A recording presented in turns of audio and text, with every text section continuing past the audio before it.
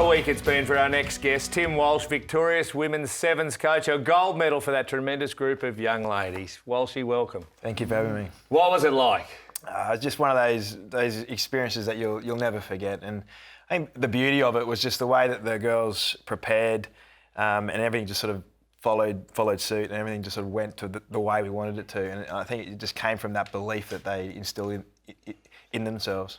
Marto's been calling sevens for a long time. Takes a real interest in the women's game, and I know he was delighted to see them play so well. When you brought this team together a couple of years ago from various backgrounds, did you expect to see the improvement that you got out of them? No, they actually surprise me every day, and the growth on which they've progressed over the years has been exceptional. And we sort of based our strategies around core skill, and they certainly bring that. They have a world-class set of skills that they displayed on a world-class stage, which was awesome. You deliberately picked players who were fast. It was the pace of the game, I think, that we saw, which probably amazed everyone. Would that be a fair assessment? It was all about speed? That's right. When we sort of looked at it 4 years ago, sort of wrote down what the Australian women's sevens team is going to look like, where the game's going to trend, and where the point of difference is.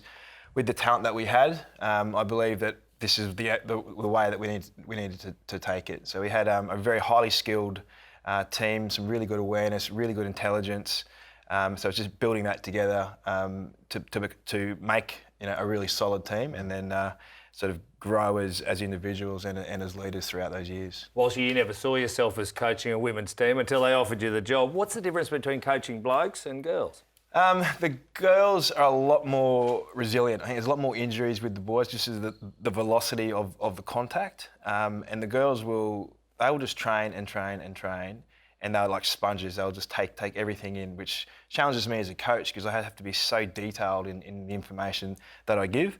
The other thing I thought with the men, that in order for them to feel good, they need to win. And for the girls to win, they need to feel good.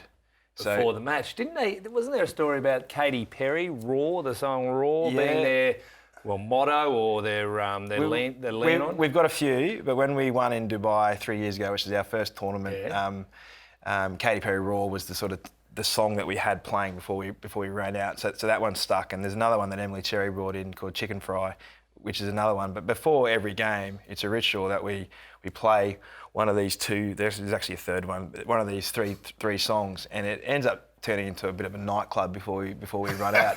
I get a bit worried sometimes that they're going to run out of energy, but it's just it flicks a switch. They feel great, and they're just going out there. They're pumped, and it's just that song I didn't really like, but now it's etched in my mind forever, and it's my number one. We're still in the middle of the Olympics, obviously, at Rio. What was the experience like for you? Just generally the Rio experience. Yeah, it was different. I think we're at an advantage as a sevens team that we travel around the world generally, and we always have to adapt to different situations. Sure. So that was a bit that we were used to, but then moving into an Olympics where there was so much information about losing focus and having all these distractions. So we worked very hard on firstly the format of the tournament is just slightly different, but then all the distractions that could happen. And I believe that there were two inhibitors to our performance, and one of them was the mental side of it, being able to focus, and then the contact side of it, because the teams want to take us on in that area. So we sort of use this term as the performance bubble, and and luckily we were at the start of the whole Olympics, so we just basically got in there and just really focused on our job, on what we were about, and just tried to move everything else aside. And even the opening ceremony, it was a no-brainer not to even go. I remember I went to Rio a year ago with Scotty Bell on a recce, and doing little videos and sending them back to the girls, and I pointed to the stadium and I said, "That's where the closing ceremony is." And a few of them sort of went, "Hang on a minute, that's for the opening ceremony." And anyway, they got it.